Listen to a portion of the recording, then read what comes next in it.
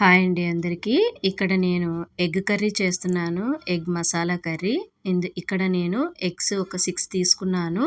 So, egg curry చేయడానికి నేనిక్కడ 2 పెద్ద సైజు ఆనియన్స్ తీసుకున్నాను. అలాగే 6-7 టొమాటోలు, అలాగే కొద్దిగా కరివేపాకు కూడా తీసుకున్నానండి. ముందుగా మనము ఈ ఎగ్స్ అన్నిటిని ఒక బౌల్ తీసుకొని, ఆ బౌల్‌లో వేసేసి దాంట్లో మునిగినన్ని వాటర్ వేసేసుకొని, అలాగే కొద్దిగా తగినంత సాల్ట్ కూడా వేసేసుకొని చక్కగా బాయిల్ చేసుకోవాలండి. ఎందుకంటే ఉప్పు వేయడం వల్ల గుడ్లనేవి చక్కగా బాయిల్ అవుతాయి.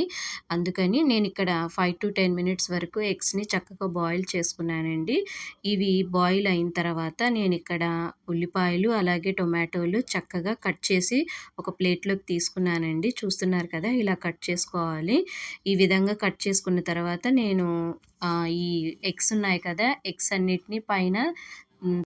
పెంకు తీసేసి చక్కగా ఇలా ఒక ప్లేట్‌లోకి తీసుకున్నానండి. అలాగే ఇప్పుడు నేనిక్కడ ఎగ్స్‌కి 3 సైడ్స్ ఇలా ఘాట్లు పెట్టేసుకుంటున్నాను. ఎందుకంటే మనం కర్రీ చేస్తున్నాం కాబట్టి కర్రీలోకి కర్రీ అంతా ఇలా లోపలికి స్టఫింగ్ లాగా వెళ్ళిపోతుందండి కర్రీ చేసుకునేటప్పుడు.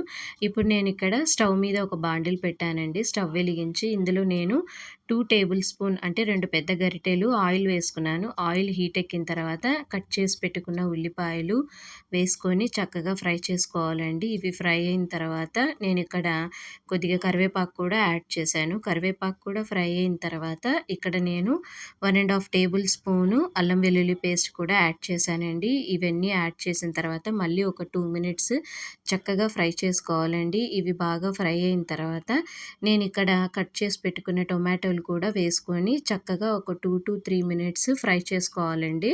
చూస్తున్నారు కదా! ఆనియన్స్ అలాగే టొమాటోస్ చక్కగా ఫ్రై అయిపోయాయి.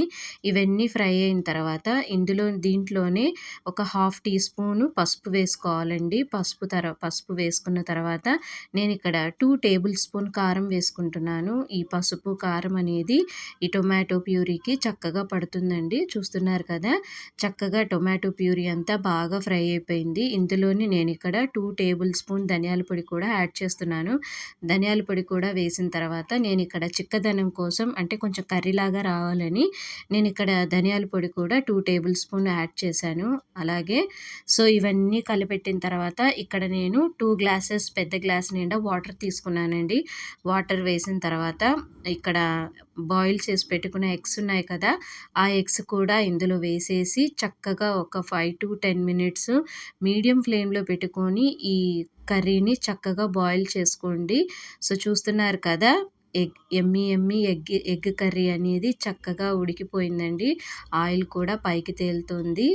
మీరు కూడా ఇంట్లో ఇలా ఎగ్ కర్రీ చేసుకొని బగారా రైస్‌లోకి, వైట్ రైస్‌లోకి అలాగే చపాతీ, పరోటాలోకి కూడా ఎంతో టేస్టీగా ఉంటుందండి. మీరు కూడా ట్రై చేసి మీ ఫ్యామిలీ మెంబర్స్‌కి పెట్టండి. ఈ వీడియో మీకు నచ్చినట్లయితే ప్లీజ్ లైక్ చేయండి, షేర్ చేయండి. అలాగే నా ఛానల్‌ని సబ్స్క్రైబ్ చేసుకోండి. Friends, thank you.